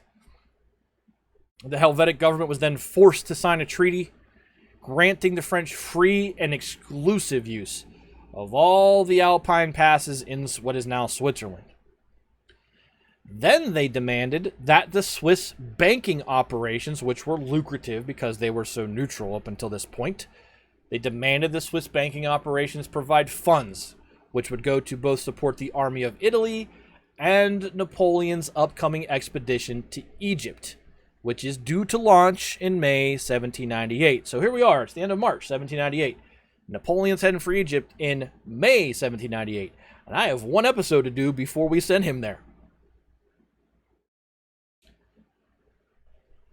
So come the spring of 1798, all of those old maps of Europe are now completely and utterly obsolete, and France is enjoying the lucrative profits which come from having so many allied sister republics who are certainly so happy to be providing their French benefactors with the wealth necessary to stabilize their economy. So next episode, in episode 1.41, we will open up with a discussion of the other side of the Directory's foreign policy, which is not about how they were dictating terms to their friends, but how they plan to defeat their few remaining enemies. But wait, there's only one enemy left in the British. Why did Fix just say enemies plural? Technically, that's true. Technically, officially, in terms of who's at war with France, there's still just one belligerent in Britain. But new Foreign Minister Talleyrand is going to accidentally provoke the Americans into an undeclared naval war in the Caribbean against the French, because the puritanical colonials refused to pay a very modest, civilized bribe that Talleyrand demanded before he would speak to any American envoys about Franco-American relations. Then we'll move on to the elections of year 6. These are the elections which will bring about another abrupt change in who the directory fears most. Where the elections of year 5 triggered an annulment of the results and a purge of conservatives, the Fructidor coup, the elections of year 6 will trigger an annulment of the results and the purge of the resurgent left in the Floreal coup. And then we may also get to the stage trimming for the mentioned Napoleonic invasion of Egypt, but like I said, that will all be covered as one big thing once we get to episode 1.42. So that is the episode for tonight. Yeah, Talleyrand's greed is unbelievable, man. He is...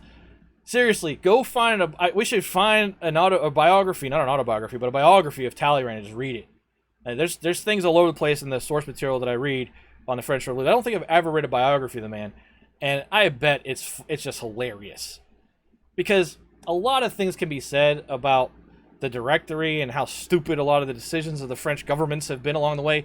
Talleyrand's always looking out for number one, man. And he does, for the most part, a fantastic job. Yep, and I need to make this government fall as fast as I can. So maybe the intention was to provoke the Americans into a wider war than actually happened. But that is why the 15-star American flag is on the board, because next week I will move it over to the left, even just for a little bit, because there will be an undeclared war between the French and the Americans. But that is the episode. Hopefully you have enjoyed it as we waded through the minutia that is what the Directory did to everybody after they pretty much destroyed constitutional government in France to stay in power. Their days are numbered, obviously, right? We have 5 episodes left. We will get through the next coup, and then we will get over into Egypt, and then we'll bring Napoleon back, and it won't be too long after that where Napoleon is the man. Yeah, I can't help but love Talleyrand either, because he's one of these guys. If you have the hindsight of history to go back and look at and go, man, the dude was playing 3D chess and making the correct move 90% of the time. And there just weren't that many guys in this decade, let alone the next 30 years, doing that. Yeah, he's a rapscallion for sure. All right, well, that is the episode for tonight. We're going to get over to the quiz.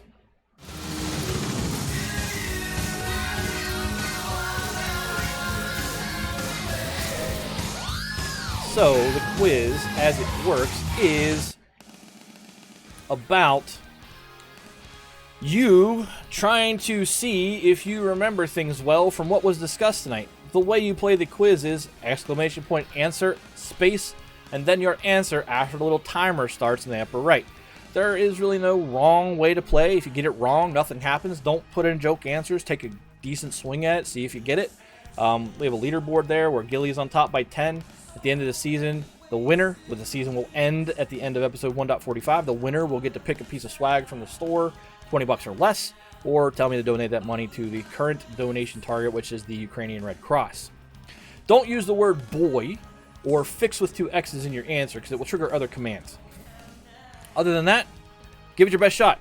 We encourage everyone to participate also because it helps me to understand what I may have not explained well and gives me another opportunity to explain it. So, without further ado, here, after I correct a bunch of spelling errors in it, is the first question of tonight's 10-question heavy metal history quiz. What was the first move of political oppression taken by the Second Directory to silence their critics in September 1797?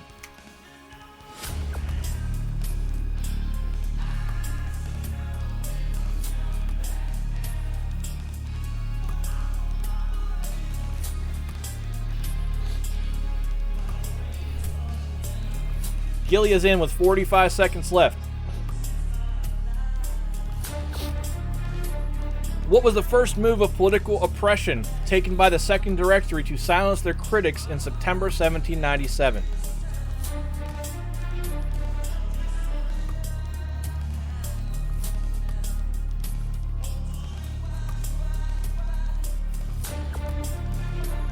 Gilly the only answer in so far with 15 seconds left.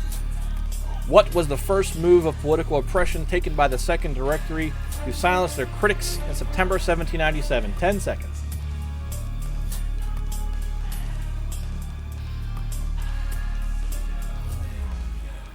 All right, only Gilly's in.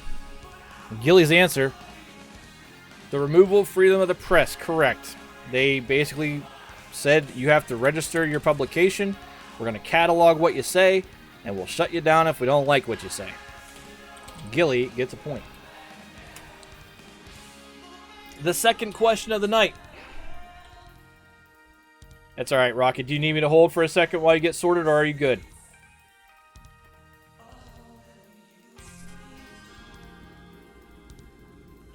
Alrighty. The second question. What two groups did the second directory take special aim at? Wow, I did this. Aim at. There we go. What two groups did the second directory take special aim at in the wake of Fructidor?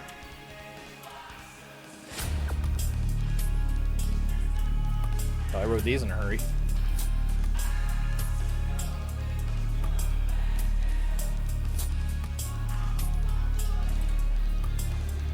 What two groups did the second directory take special aim at in the wake of Fructidor?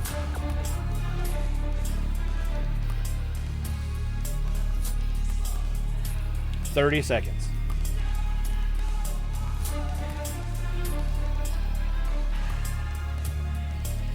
As always, Gilly sends me a 14-word answer when a 3-word answer would have done it. 15 seconds left. What two groups did the second directory take special aim at in the wake of Fructidor?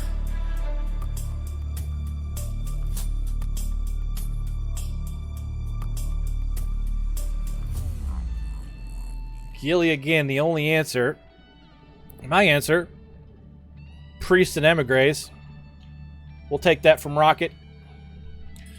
Gilly says emigres coming back into France, or emigres on the prescribed emigre list, and priests who are obviously conservative. Yes, that is the correct answer and one of the reasons. Rocket. Emigres and priests. Yep. All right, the next question. What weird action was taken against all nobles in November 1797 that was pretty unenforceable?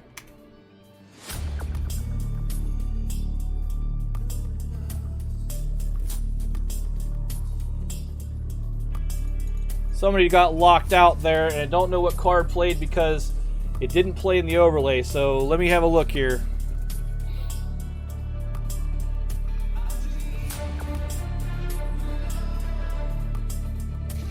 So the cards are not working. Awesome. Let me go over here and see, because I'll still look and see if you redeem one.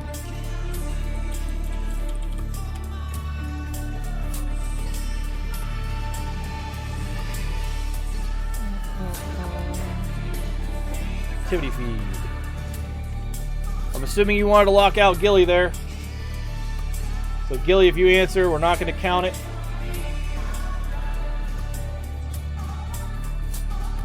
Rocket did play it. I see it in the dashboard.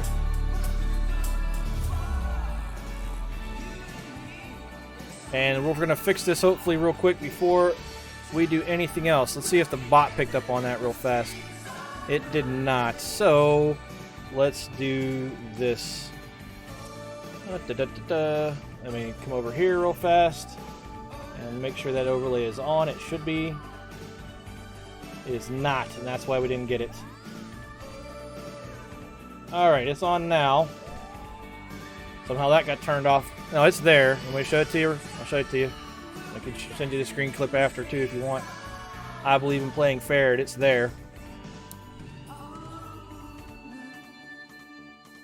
Activity feed. Yep, 1 minute ago. Alright, so Gilly's answer doesn't count. We'll see if it's right. Nobles were now considered aliens, despite the fact that there were several nobles like Talleyrand who were nobles. There were several nobles like Talleyrand who were nobles. Interesting wording. What did Rocket say? Nobles were considered aliens and had to reapply to become natural citizens. That is correct. Rocket got it. Gilly did too. They declared nobles to be aliens, requiring application to be French citizens again. The next question, and I will keep an eye on the queue here as well. What did the new civic oath of 1797 require clergy to swear to?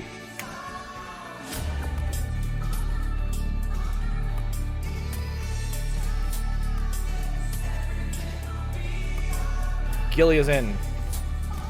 Play a card, just make sure you make me aware of it right now. Streamless has been real wonky lately. But I will do my best to ensure we honor all the redemptions. Well, it's about tree fitting.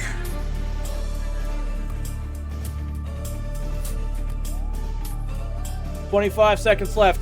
What did the new civic oath, because I don't have a better name for it, of 1797 require the clergy to swear to?" I guess you could call it the directorial civic oath, but that's not what any history book says it's called.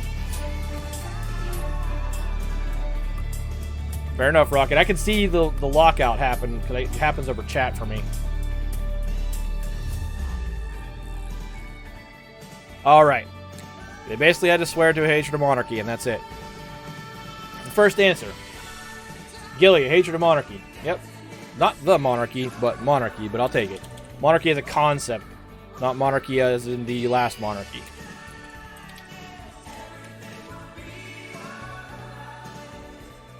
Have a hatred against all monarchies. Rocket gets that one more correct. It is the concept of monarchy. The next question. What radical action did Dominique Vincent Ramel Nogueray take in order to solve the French financial crisis? What radical action did Dominique Vincent Ramel Nogueray take in order to solve the French financial crisis?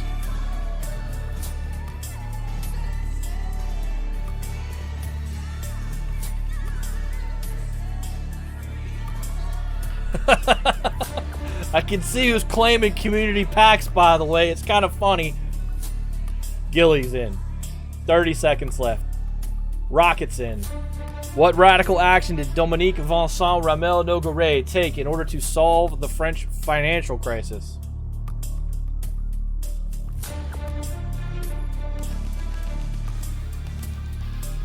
"15 seconds. What radical action did Dominique Vincent Ramel Nogueray take in order to solve the French financial crisis?" I need to put another camera there, just so I can look over there and have it face during the quiz. So I've got one. Time is up.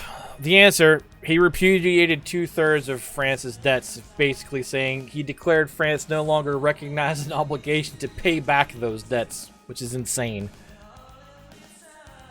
First answer. He repudiated 2/3 of France's debt successfully. That's actually a good... Yep, it worked. It happened to work because the directory won't be around for too much longer. I imagine if he had repudiated that debt and then the directory hadn't fallen to the French consular government system and then Napoleon, it'd have been a whole different story. Gilly gets it. The next answer is from Rocket. He repudiated all debts that France owed. That's not correct. He didn't repudiate all debts. It was 2/3 of their debt. So sorry, Rocket, to pick out on that, but it is specifically 2/3 of all their debt.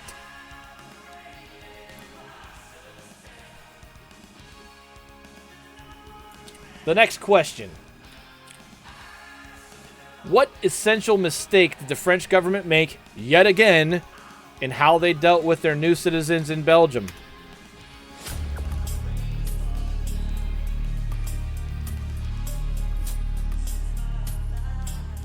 I didn't catch you, so you got it wrong. Sorry about that. It shot up whenever Eddie spoke past my view on this side. I do see it on that side. What essential mistake did the French government make yet again in how they dealt with their new citizens in Belgium?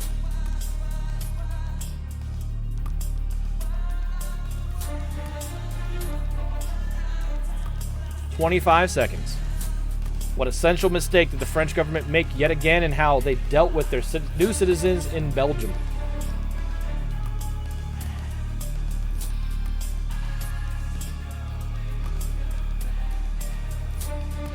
Gilly is in with 10 seconds left.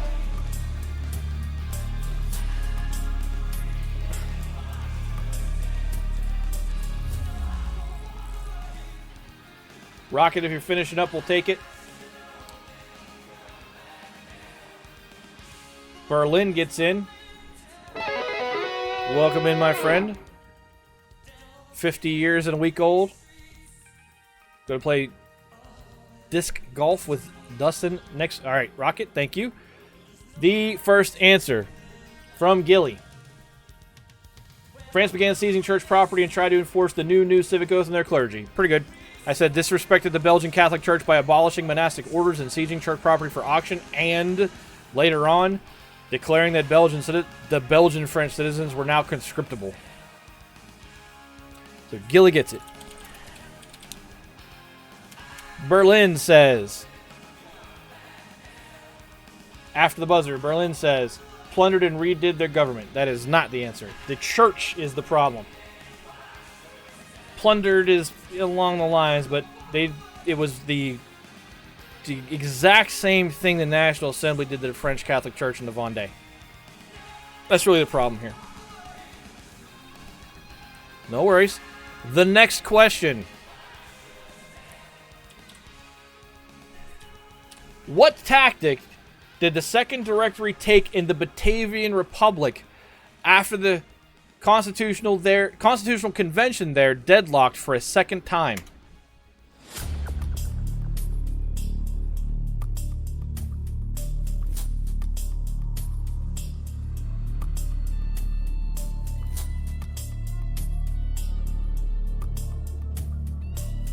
My lord? Yep. I did laugh. They were legitimate stabs, but I did laugh. 40 seconds left. What tactic did the Second Directory take in the Batavian Republic after the Constitutional Convention there deadlocked for a second time? I see someone lurking.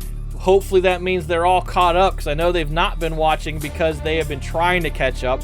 If that's the case, I'm happy to see you in my list. 15 seconds left. What tactic did the Second Directory take in the Batavian Republic after the Constitutional Convention there deadlocked for a second time? Gilly is in with 5 seconds left. And the only answer. My answer? That Constitutional Convention was purged of its conservative delegates. Gilly says, France sent in lawyers to create a constitution based on the old Roman government. Nope. That was not in the Batavian Republic, which is the Dutch Netherlands. That was down in the Roman Republic, which is down in Italy. Yep. Not there, so no one.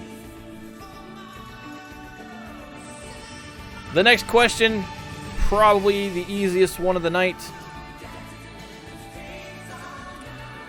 What happened to Pope Pius VI after the French marched on Rome?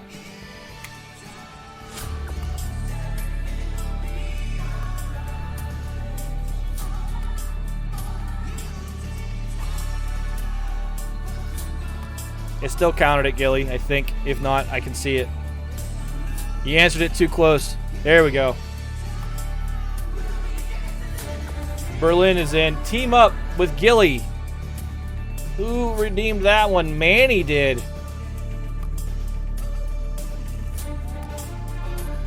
Manny gets Gilly's point if Gilly gets it right.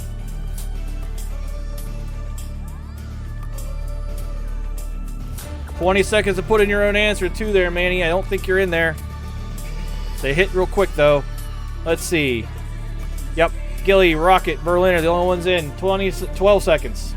What happened to Pope Pius VI after the French march on Rome?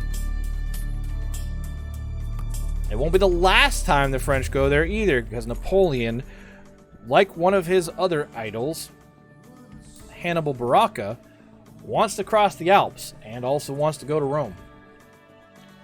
The first question is answered by Gilly. He was imprisoned. Yep, and he would later die. So Gilly gets that, and Manny gets that.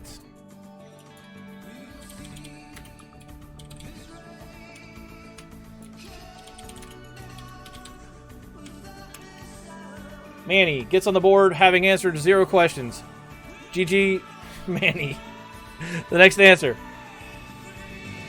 He was arrested and then died in transport to his new French prison. That's correct. He died after he got to his final destination, but yeah.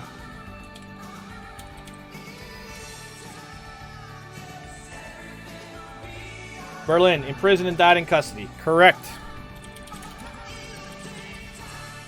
Play smarter, not harder. Berlin ties Dr. Death in third place with 13. Here is a question that I explained. Why was the Helvetian Republic called the Helvetian Republic? And it has nothing to do with fonts, Gilly.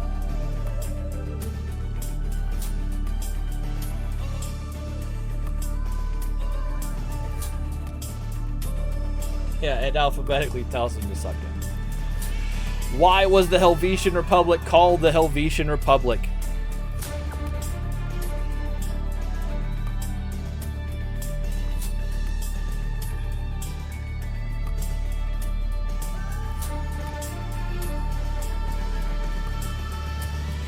But now you know where the Helvetic font family gets its name from. Locked out.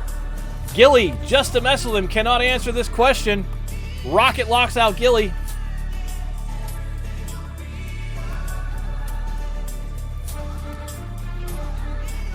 Berlin and Rocket are in. Don't even bother, Gilly.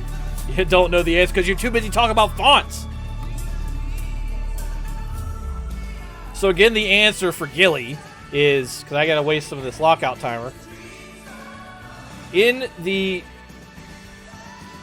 period of time that Julius Caesar was proconsular general of Gaul, or the Transalpine province of Rome, the Helvetic Celtic tribe decided to come down out of the mountains to transit across what is known as the Provence today. And that required to get permission from Julius Caesar, and he said, And it gave Julius Caesar a cause for war to go against the Helvetians and then basically the rest of Gaul. So the Helvetian Republic gets its name from that tribe of Celts who inadvertently created basically the Celtic Holocaust in Gaul. The first answer comes from Rocket. Gave Julius Caesar reason to declare war and take over Gaul. Yep, they are the name of the tribe that did that. And if you ever want to learn about that, by the way, and the book is on the shelf here,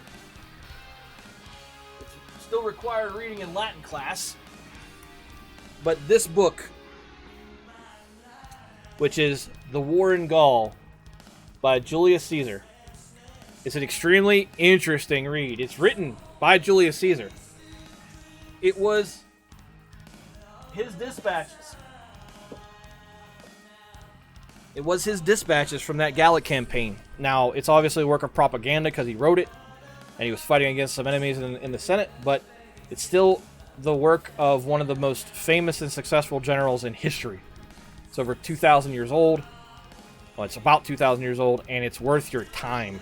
It's fantastic. So, Rocket gets it.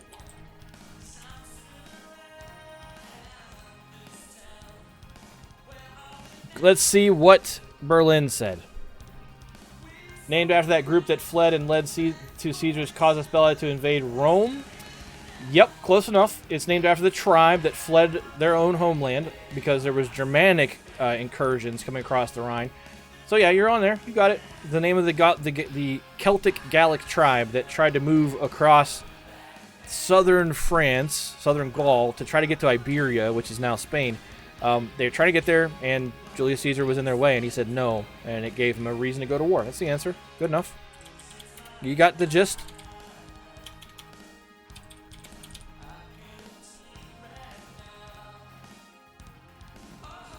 Yeah. I like to reconnect. It's amazing. You think about 2,000 years ago, right, is when... Well, I would say between 1,700 and 2,000 years ago is when the real the beefy part of the Roman Republic happened. And these guys in France, who are like 200 years ago, our ancestors were well acquainted with that history. If you walk around now, you have to really be a history buff to know that stuff. But even the non-educated, the non-aristocrats, the non-bourgeois, they still knew the gist of these stories. And you ask people today, and you don't know. it's interesting to me that the connections that exist historically between, not so distant past and way distant past compared to today, where we're naming everything after people on Twitter. Or have a really big interest in certain histories. Yeah, I mean, Roman Republican history is super interesting from basically the start of the Punic Wars, which is the wars against Carthage, until pretty much Tiberius as emperor. It's just an interesting period of time. And also, cautionary tale. Last question of the night.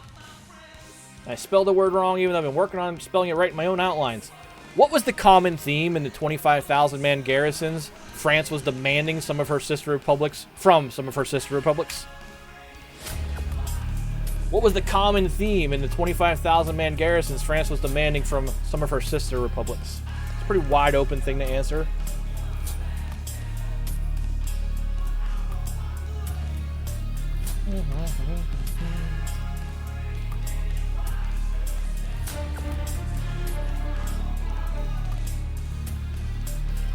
What was the common theme in the 25,000-man garrisons France was demanding from some of her sister republics? Rockets in.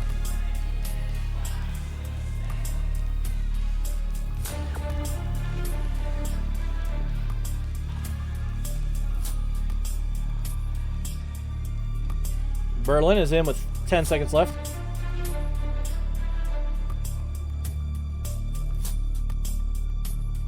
Team up with Rocker this time. Let's go see who played that one.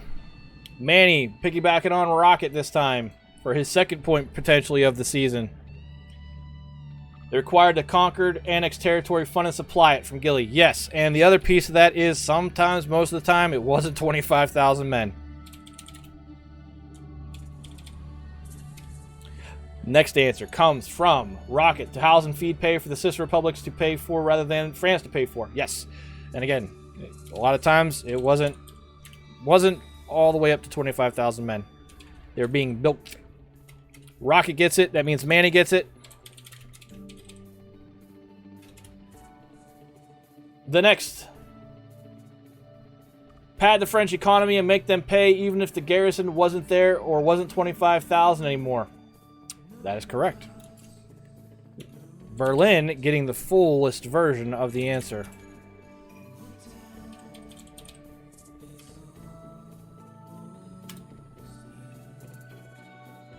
That will be the quiz for tonight. Kays, I didn't say it, but thank you for the resub. 17 months, tier 1. I appreciate it, my friend. Again, Diggity and Gilly, thank you for those subs as well. Let's go figure out who we're going to raid tonight. Probably Richie, unless someone's got another suggestion. So, unless you guys have another option out there, it would probably be Richie Cranium again. He's playing Minecraft, and whoa, he is way up in the sky. What the hell is he doing? Richie's a good guy. Make sure you hit his Creeper Hiss button to freak him out. But we're going to call it a night. Thank you all for hanging out. We'll be back hopefully next Saturday for episode 1.41 on our march to 45 to close out season 1 of Fixer's Heavy Metal History before taking kind of an early summer break to help me get lined up for Napoleon. So as always, I appreciate y'all being here. I appreciate the participation in the quiz and the general enthusiasm for learning about this stuff, because these episodes, if you can't tell, I'm putting more information in them than usual and trying to run them a little bit quicker, because this is the boring part, right? The Committee of Public Safety is gone. And apart from Napoleon going to Egypt, it's really not all that exciting until, Talleyrand points at Napoleon and tells the government, that's your guy. Then it gets exciting again. So we're out of here. Thank you all for being here.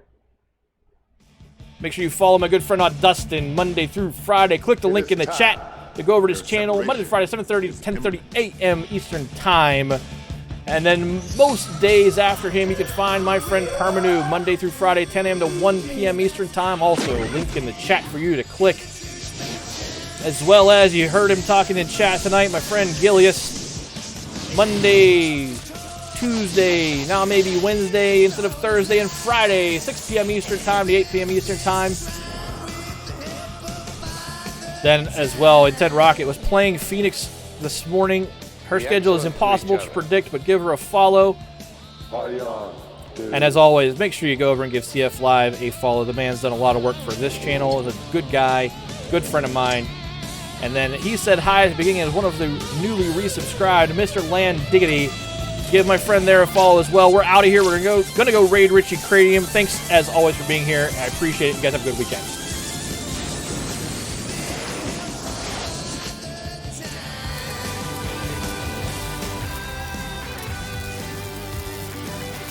Be excellent to each other.